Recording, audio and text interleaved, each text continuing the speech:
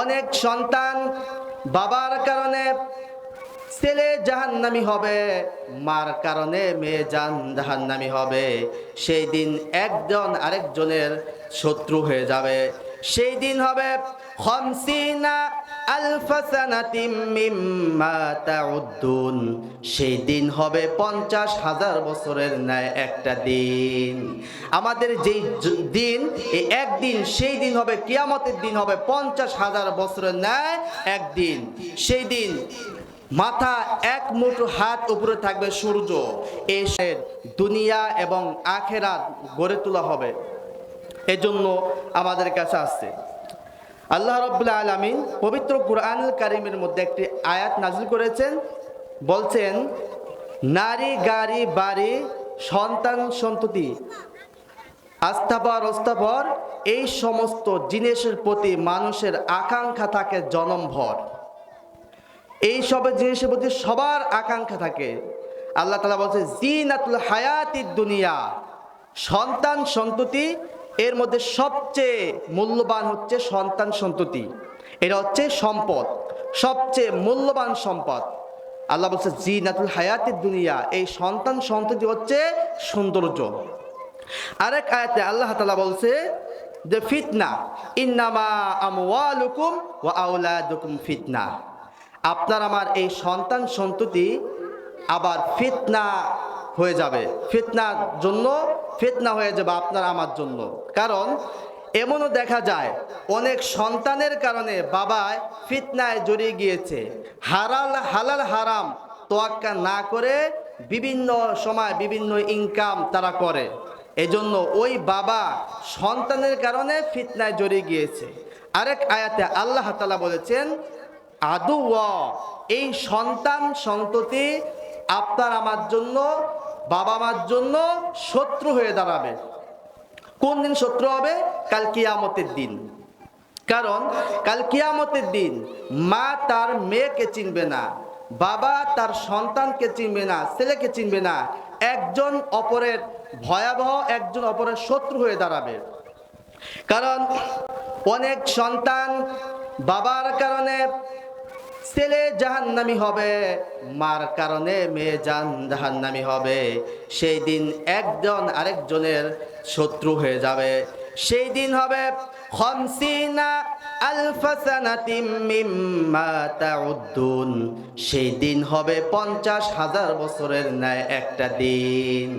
আমাদের যেই দিন, এই একদিন, সেই দিন হবে কিয়ামতের দিন, হবে 50,000 বছরের ন্যায় একদিন। সেই দিন মাথা এক মুঠো হাত উপরে থাকবে সূর্য।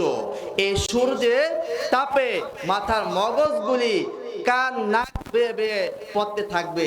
সেই দিন কেউ কাউকে চিনবে না, কারো পরিচয় কেউ দিবে না। সেই দিন হয়ে যাবে আপনার আমার শত্রু হবে আপনার আমার সন্তান। কারণ এই সন্তানের কারণে বাবা হারাম হালাম তোয়াক্কা না করে বিভিন্ন অন্যায় কাজের মধ্যে লিপ্ত হয়ে সন্তানকে ভবিষ্যৎ গড়ে তুলে দেওয়ার জন্য অনেক কাজ করেছে। এজন্য সন্তান সেদিন হবে কি আদুওয়া, মানে শত্রু। এজন্য আল্লাহ রাব্বুল আলামিন যে আমাদের যে সন্তান আছে, সে সন্তান যিনি শত্রু না হয়, সে সন্তান যিনি আমাদের শত্রু না হয়ে আমাদের চক্ষু শীতলের কারণ হয়। এজন্য আমরা সবসময় দোয়া করব, রব্বানা হাবলানা মিন আজওয়াজিনা ওয়া যুররিয়াতিনা কুররাতা আয়ুনি ওয়াজআলনা লিল মুত্তাকিনা ইমামা। আল্লাহ রাব্বুল আলামিন বলেন, ও আমাদের রব, ও আমাদের প্রতিপালক, এমন স্ত্রী দান করেন, এমন সন্তান দান করেন, যেই স্ত্রীর দিকে তাকালে, যেই সন্তানের দিকে তাকালে আপনার আমার চক্ষু শীতল হওয়ার কারণ হয়ে যায়। আল্লাহ তাআলার কাছে দোয়া করতে হবে, আল্লাহ আপনি আমাকে এমন স্ত্রী দান করেন, এমন সন্তান দান করেন, যে সন্তানের দিকে তাকালে আমাদের চক্ষু শীতলের কারণ হয়ে যায়। এমন স্ত্রীর সন্তান আল্লাহ তাআলার কাছে চেয়ে নিতে হয়। আল্লাহর কাছে যদি চেয়ে নেই, তাহলে আল্লাহ রাব্বুল আলামিন অবশ্যই আপনাকে আমাকে ওরকম সন্তান দিবেন। যেমন অনেক সন্তান, কেমন সন্তান, আমরা একটা জিনিস জানি, গরুর পেট থেকে গরুর পেট থেকে বের হলে সেটা গরু হয়ে যায়, মুরগির ডিম থেকে বাচ্চা বের হলে সেটা মুরগির বাচ্চা হয়ে যায়, ছাগলের পেট থেকে বের হলে সেটা ছাগল হয়ে যায়, কিন্তু মানুষের পেট থেকে বের হলে সেটা মানুষ হয় না, সেটাকে মানুষ গড়ে তুলতে হয়। এই জন্য বলা হয়, কবি বলছেন, বাপ ভালো যার বেটা ভালো তাই, মা ভালো তার জি, গাই ভালো যার দুধ ভালো রে, দুধ ভালো তার ঘি। অর্থাৎ বাবা মা যদি ভালো হয় অবশ্যই ওই ঘরে ভালো সন্তান আশা করা যায়, আর বাবা মা যদি খারাপ হয় ওই খারাপ ঘরে থাকার কারণে ওই সন্তানও খারাপ হওয়ার আশা করা যায়। এই জন্য অবশ্যই আপনাকে ভালো হতে হবে। এজন্য সন্তান ভালো করার প্রথম পদ্ধতি, প্রথম দায়িত্ব হচ্ছে বাবার প্রথম দায়িত্ব কি বাবার? বাবার প্রথম দায়িত্ব হলো ওই যেই বাবা বিবাহ করবে, মায়ের প্রথম দায়িত্ব হলো বাবার তার সন্তানের জন্য ভালো একটা মায়ের ব্যবস্থা করবে। যেই মেয়েটাকে বাবা বিবাহ করবে ওই মেয়েটা ধার্মিক কিনা, ওই মেয়েটা পদ্মাশীল কিনা, তার মা পদ্মা করে কিনা, ইসলাম অনুযায়ী চলে কিনা, এটা জেনে বুঝে বাবাকে বিবাহ করতে হবে। তার প্রথম দায়িত্ব হলো কার? প্রথম দায়িত্ব হলো বাবার। কারণ ওই আপনি শুধু বিবাহ করছেন না, আপনার অনাগত যে সন্তান ভবিষ্যৎ প্রজন্মে আসবে সেই মাকে আপনি খুঁজে বেড়াচ্ছেন। অর্থাৎ আপনাকে অবশ্যই দিনদার, পরহেজগার, ইমানদার আপনাকে অবশ্যই বিবাহ করতে হবে।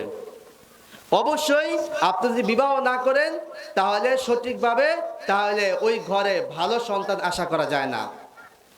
এক বাবা এসে হযরতে ওমর রাদিয়াল্লাহু তাআলা আনহুর কাছে বিচার দিলেন আর বললেন, হে ওমর, হে আমিরুল মুমিনিন, আমার সন্তান আমার কথা শুনে না, আমার অবাধ্য হয়ে চলাফেরা করে। আমিরুল মুমিনিন বললেন, হে ওমর, ওমর বললেন, হে পিতা, তোমার সন্তানকে ডাকো, তোমার সন্তানকে ডাকো। সন্তানকে ডাকা হলো, সন্তান চলে আসলো। আসার পর বললেন, হে সন্তান, তুমি তোমার বাবার কথা শুনো না, তাহলে তো তুমি কবিরা গুনাহ করছো, এই কারণে তুমি তো জাহান্নামে যাবে। সন্তান বললেন, হে আমিরুল মুমিনিন, সব দায় দায়িত্ব কি সন্তানের? বাবার কি কোনো দায়িত্ব নাই? অগ্নি উপাসকের কাছে ছিলেন, আদব, আখলাক, ভদ্রতা কোনো কিছুই তার মধ্যে নাই। দুই, আমার নাম রেখেছে চামচিকা, বাংলা যে অর্থ আসে চামচিকা, ভালো নাম রাখে নাই। আর আল্লাহর কোরআনের একটা অক্ষর আমাকে শিক্ষা দেয় নাই। মা বোনেরা, আপনার সন্তান, আপনার মেয়ে, আপনার ছেলেকে আপনি যদি সঠিক শিক্ষা না দেন, কাল কিয়ামতের দিন এই সঠিক শিক্ষা না দেওয়ার কারণে আপনাকে জবাবদিহি করতে হবে, আপনাকে সেই জন্য আল্লাহ তাআলার কাজ করায় দাঁড়াতে হবে। ওমর বললেন, সাথে সাথে তার পিতার ঘাড় ধরলেন আর বললেন, আগে তোর বিচার হবে, কারণ তোর সন্তানের যেই শিক্ষা, যে তিনটা প্রয়োজন ছিল এই তিনটার একটা তুই পূরণ করস নাই, আগে বিচার তোর হবে, তারপর তোর সন্তানের হবে। এই জন্যই বলি, সন্তান ভালো হওয়ার আগে আপনি ভালো করতে চাইলে অবশ্যই আপনাকে অবশ্যই দিনদার, পরহেজগার, ইমানদার, মুত্তাকি দেখে বিবাহ করতে হবে। অর্থাৎ যদি না করেন তাহলে সন্তান কখনো ভালো হওয়ার আশা করা যায় না। এই হালিমাতুস সাদিয়া মাদ্রাসা যে শিক্ষা দেয় এই জায়গা থেকে তো সঠিক দ্বীনি শিক্ষা পাবে। এজন্য অবশ্যই মাদ্রাসায় ভর্তি করতে হবে। যেমন মনে করেন বিবাহ করলেন, বিবাহ করার পরেই আল্লাহ রাব্বুল আলামিনের কাছে আপনাকে দোয়া করতে হবে। সন্তান হলেই যে সে ভালো হবে এমনটা কিন্তু না। অর্থাৎ অনেক সন্তান চাঁদাবাজ হয়, অনেক সন্তান দুর্নীতিবাজ হয়, অনেক সন্তান খারাপ হয়। ভালো সন্তান পাওয়ার জন্য অবশ্যই আল্লাহ রাব্বুল আলামিনের কাছে দোয়া করতে হবে। আল্লাহ রাব্বুল আলামিনের কাছে দোয়া করবেন, রব্বিলা তাযারনি ফারদাও ওয়া আনতা খায়রুল ওয়ারিসিন। ও আল্লাহ, আপনি আমাকে নিঃসন্তান বানায়া এই দুনিয়ার জমিনে রাখবেন না। আপনি তো উত্তম সন্তান অধিকারী, আপনি তো উত্তম সন্তান দানকারী। হে আল্লাহ, হে আমাদের রব, আপনি আমাকে এই দুনিয়ার জমিনে নিঃসন্তান বানায় রাখবেন না। আপনি তো উত্তম উত্তম সন্তান তৈরিকারী, আপনি তো উত্তম সন্তান দানকারী। এই জন্য আল্লাহ রাব্বুল আলামিনের কাছ থেকে চেয়ে নিতে হয়, দোয়া করবেন, হে আল্লাহ আপনি আমাকে উত্তম সন্তান দান করবেন। আবার দোয়া করবেন, রব্বি হাবলি মিনাস সালিহিন, হে আল্লাহ, হে আমাদের রব, আপনি আমাকে নেককার সন্তান দান করেন। অনেক সন্তান বদকার হয়, অনেক সন্তান খারাপ হয়। এই জন্য আল্লাহ তাআলার কাছে আপনাকে অবশ্যই চেয়ে নিতে হবে, আল্লাহর কাছে দোয়া করতে হবে, আল্লাহ আমাকে তুমি নেককার সন্তান। কারণ দুনিয়ার জমিনে আমরা অনেক সময় দেখি অনেক সন্তানের জন্য মানুষ, অনেক সন্তানের জন্য পিতামাতার তার চেহারাটা উজ্জ্বল হয়, মাথা উঁচু হয়ে থাকে, আবার কিছু সন্তানের জন্য মাথা নত হয়ে থাকে। এজন্য অবশ্যই আপনাকে উত্তম সন্তান পাইতে হলে আপনাকে দোয়া করতে হবে। হযরত ইব্রাহিম আলাইহিস সালাম দোয়া করেছিলেন, এরকম নবীরা দোয়া করেছিলেন উত্তম সন্তানের জন্য। আপনাদের অবশ্যই উত্তম সন্তান পাওয়ার জন্য দোয়া করতে হবে। রব্বি হাবলি মিনাস সালিহিন ফাবাশশারনাহু বিগুলামিন হালিম। এরপর আপনি উত্তম সন্তানের জন্য দোয়া করলেন, আল্লাহ রাব্বুল আলামিন আপনাকে একটা সন্তান দিলেন, সেটা হয়তো ছেলে অথবা মেয়ে, যেটাই হোক আল্লাহ রাব্বুল আলামিন আপনাকে দিলেন। কিন্তু বর্তমান সমাজে দেখা যায় যে দুই একটা মেয়ে হওয়ার কারণে বাবা রাগ করে, বাবা মন খারাপ করে, স্ত্রী মন খারাপ করে যে আমাকে 3টা কন্যা সন্তান দিল, আমাকে একটা পুত্র সন্তান দেয় নাই, এই জন্য মন খারাপ করে। কিন্তু মা, মন খারাপ করা যাবে না। কিন্তু অনেক মা বোনেরা অভিযোগ করে, আমি তো মন খারাপ করি না, কিন্তু আমার স্বামী তো আমাকে আমাকে আমার উপরে মন খারাপ করে এবং কি সব দায় ভার আমার উপরে দেয় যে তোর মেয়ে হয়েছে। কিন্তু এটা করা যাবে না। এটা করার আল্লাহ রাব্বুল আলামিন বলেন, সন্তান ছেলে হোক মেয়ে হোক একমাত্র আল্লাহ রাব্বুল আলামিন দিতে পারেন, এটাকে অবশ্যই আপনাকে মেনে নিতে হবে। আবার কোন করে 4-5টা সন্তান হওয়ার কারণে অনেক সময় বাবা মা মন বেজার হয়ে যায় যে আমার একটা কন্যা সন্তান নাই। আবার অনেক সময় বলে যে ওই ঘরে 4টা ছেলে, আমার ঘরে 4টা মেয়ে, আল্লাহ তাআলা পারলো না যে 2টা চেঞ্জ করে, তার ঘরে 2টা ছেলে 2টা মেয়ে, আমার ঘরে 2টা ছেলে 2টা মেয়ে, এটা আল্লাহ তাআলা পারলো না, এরকম কিছু বলা যাবে না। কিন্তু আল্লাহ রাব্বুল আলামিন উত্তম সন্তান দানকারী এবং কোনটা ভালো কোনটা মন্দ আল্লাহ রাব্বুল আলামিন ভালো জানেন। এজন্য এই ব্যাপারে কোনো মন খারাপ করা যাবে না। আবার অনেক সময় দেখা যায় সন্তান যদি না হয় তাহলে 2-1 বছর 3 বছর বিয়ের 5 বছর হয়ে গেল সন্তান হয় না। এজন্য বিভিন্ন মাজারে বিভিন্ন দরগায় কে আমরা সন্তান চাওয়া শুরু করি। আল্লাহ রাব্বুল আলামিন বলেন, ইয়াহাবুলি মাইয়াশাউ ইনাসা ওয়া ইয়াহাবুলি মাইয়াশাউ যুকুর আও ইউজাউইজুহুম যুকরানা ওয়া ইনাসা ওয়া ইয়াজআলু মান ইয়াশাউ আকিমা ইন্নাহু আলিমুন কাদির। আল্লাহ রাব্বুল আলামিন বলেন, যারা 2টা 3টা কন্যা সন্তান দেওয়ার কারণে যারা মন খারাপ করো, আমার বিপক্ষে কথা বলো, আবার 2-3টা ছেলে দেওয়ার কারণে, কন্যা না দেওয়ার কারণে যারা মন খারাপ করো, তোমরা জানো না আমি আল্লাহ রাব্বুল আলামিন যাকে খুশি তাকে পুত্র সন্তান দেই, যাকে খুশি তাকে কন্যা সন্তান দেই, আবার যাকে খুশি তাকে পুত্রও দেই কন্যাও দেই, আবার যাকে খুশি তাকে পুত্র দেই না কন্যাও দেই না, বন্ধা বানায় রাখি। আমি আল্লাহ রাব্বুল আলামিন পারি। এটা আমি আল্লাহ তাআলার হাতে, কাকে পুত্র দেব কাকে কন্যা দেব, কাকে কন্যা দেব কাকে পুত্র দেব, এবং কাউকে আমি কোনো কিছুই দিব না, আমি আল্লাহ রাব্বুল আলামিন সিদ্ধান্ত করি। কিন্তু আর এইটার উপরে আমরা মন খারাপ করা যাবে না।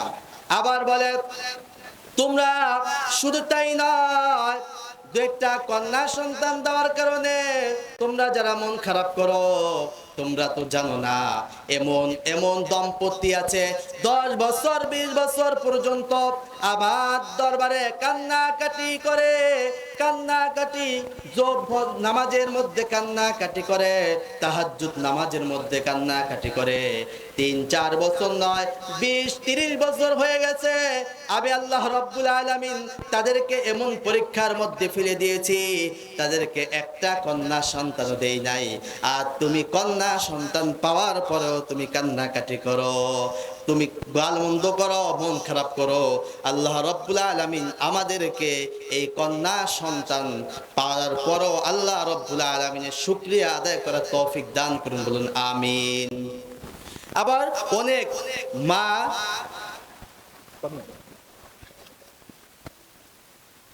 অনেক বাবা মা ওই সন্তানের প্রতি, যে কন্যা সন্তান যখন হয়, কন্যা সন্তান হওয়ার পরে তারপরে এটা দায়ভার সব স্ত্রীর উপর দিয়ে দেয়। এমন দেখা যায় কন্যা সন্তান হওয়ার কারণে ওই স্ত্রীকে তালাক পর্যন্ত দিয়েছে, অর্থাৎ স্ত্রীকে গালমন্দ করে, স্ত্রীর দিকে আগের যে ভালোবাসা এটা দেয় না। অর্থাৎ সে মনে করে কন্যা সন্তানটা মনে হয় ওই ওই স্ত্রী দিয়েছে, এটা মনে করে। কিন্তু বর্তমান বিজ্ঞানিক সায়েন্স যারা বলে, তারা হচ্ছে যে বলে ছেলেদের মধ্যে কর্মজোর যেটা আছে, ছেলেদের মধ্যে দুইটা জিনিস আছে, এক ওয়াই আর একটা হচ্ছে এক্স। আর মেয়েদের মধ্যে আছে এক্স এক্স, অর্থাৎ মা বোনদের মধ্যে আছে এক্স এক্স, আর ছেলেদের মধ্যে আছে, পুরুষদের মধ্যে আছে এক্স ওয়াই। ছেলের যদি এক্স মেয়েদের সাথে মিলিত হয় তাহলে ওই সন্তান হবে পুত্র, কন্যা। আর যদি ছেলের ওয়াই যদি মেয়েদের সাথে মিলিত হয় তাহলে হবে পুত্র। অর্থাৎ বিজ্ঞানিক যে সায়েন্স যারা বলে, তারা বলে যদি দোষারোপ করতে হয় একমাত্র পুরুষকে করতে হবে, কারণ মেয়েদের মধ্যে আছে এক্স এক্স ওয়াই আর ছেলেদের মধ্যে আছে এক্স ওয়াই। ওয়াই যদি তার সাথে মিলিত হয়, তার ভিতরে যায়, তাহলে হবে পুত্র। অর্থাৎ তাহলে দায়ভারটা তো ছেলেদের দেওয়া উচিত, কিন্তু আল্লাহ তাআলা বলেন না, দায়ভার ছেলেরও না মেয়েরও না। আল্লাহ বলে ইয়াহাবুনি মাইয়াশাউ ইনাসা ওয়া ইয়াহাবুনি মাইয়াশাউ যুকুর আও ইউজাউইজুহুম যুকরানা ওয়া ইনাসা ওয়া ইয়াজআলু মাইয়াশাউ আকিমা ইন্নাহু আলিমুন কাদির। এটা দায়ভার ছেলেরও না মেয়েও না। আল্লাহ রাব্বুল আলামিন যাকে খুশি তাকে কন্যা দেন, যাকে খুশি তাকে পুত্র দেন, আল্লাহ তাআলার সিদ্ধান্ত এটা। আবার যাকে খুশি কোনো কিছুই দেন না। অর্থাৎ আপনার একটা সন্তান হলো, হওয়ার পরে আপনি কি করবেন? প্রথম ডান কানে আজান, বাম কানে একামত। অবশ্যই ডান কানে আজান, বাম কানে একামত দিতে হবে। আল্লাহ রাব্বুল আলামিন এই ডান কানে আজান, বাম কানে একামত আপনি দেন, তাহলে কি হবে? প্রথম এইটা কাটবেন। 2 নাম্বার, সপ্তাহে তার মাথার চুল কেটে হলক করে সমস্ত মাথার চুল কেটে এরপরে আপনি সেই চুল ওজন দিবেন। যদি ধনী হয় তাহলে অবশ্যই তাকে, ধনী যদি হয় তাহলে আপনি স্বর্ণ ওই চুলের অনুযায়ী স্বর্ণ ওজন করে ওইটা দান সদকা করে দিবেন। আর যদি গরিব হয় তাহলে আপনি অবশ্যই রূপা, ওই চুলের ওয়েট, চুলের ভার অনুযায়ী রূপা আল্লাহর রাস্তায় সদকা করে দিবেন। শুধু তাই নয়, এরপরে 7ম দিনে আকিকা করবেন। আকিকা 7ম দিনে করবেন, নাম রাখবেন, ভালো নাম রাখবেন।